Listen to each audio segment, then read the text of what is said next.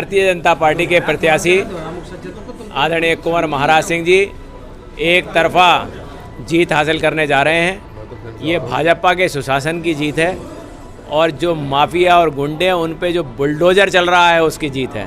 अब जनता को ये जनप्रतिनिधि से लेके जनता तक को महसूस हो गया है कि अब भारतीय जनता पार्टी ही है जो प्रदेश के विकास के लिए काम कर रही है, देश के विकास के लिए काम कर रही है।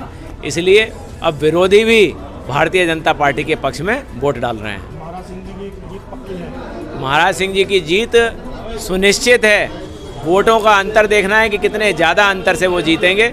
मुझे लगता है तो आज जी किस तरह का बहुमत लग रहा है इसमें? चुनाव में उत्तर प्रदेश के अंदर सभी सीटें भारतीय जनता पार्टी भारी बहुमत से जीतेगी।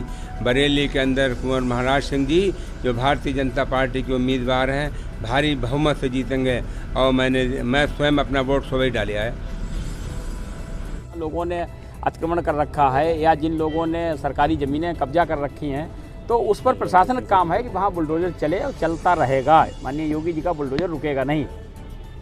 सुंदर बात कही आपने।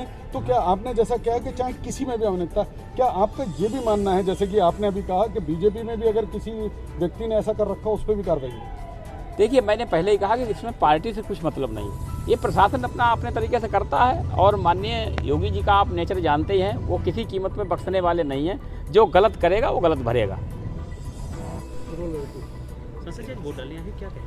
देखिए, निश्चित तौर पर ये स्थानीय निकाय का चुनाव है और इसमें चुने हुए प्रतिनिधि ही भी वोट डालते हैं। तो एक तरफा भारतीय जनता पार्टी को वोट पड़ने जा रही हैं और आदरणीय कुंवर महाराज सिंह जी बहुत वोटों से चुनाव जीतने जा रहे हैं। प्रदेश में कैसे माहौल है? सांसद हैं, तमाम जगह गए होंगे, देखा होगा। देखिए, भारतीय जनता पार्टी का प्रदेश में एक तरफा माहौल चल रहा है। आपने देखा होगा, पहले ही हमारी पार्टी कहती थी कि भारतीय जनता पार्टी की जो जन कल्याणकारी नीति है, भारतीय जनता पार्टी की नीति और नीयत स्पष्ट है, कथनी और करनी में कोई अंतर नहीं है।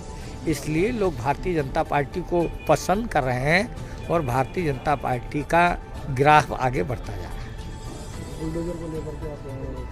है। देखिए, निश्चित तौर पर पहले भी कहा गया, जो लोग अवैध कमाई करते हैं, लोगों को परेशान करते हैं, लोगों का धन लूटने का काम करते हैं, अनैतिक तरीके से धन इकट्ठा करने का काम करते हैं, ऐसे लोगों का बाबा जी का बुलडोज़र लगातार सपने में आता रहेगा और बाबा जी का बुलडोज़र रुकने वाला नहीं।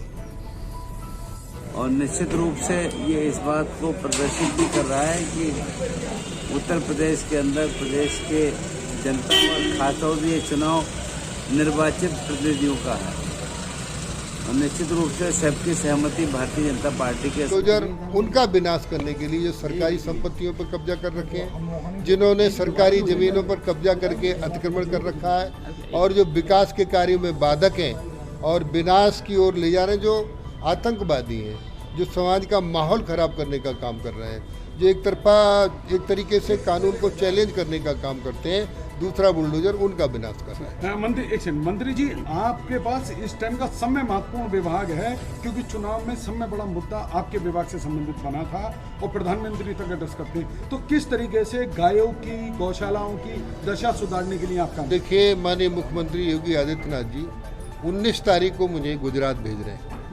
मैं उनके निर्देश पर गुजरात का एक अध्ययन करने जा रहा हूँ और इस तरीके से अन्य भी प्रदेशों का, अन्य जहाँ गौशालाएँ, मैंने प्रारंभ में कहा हम इन गौशालाओं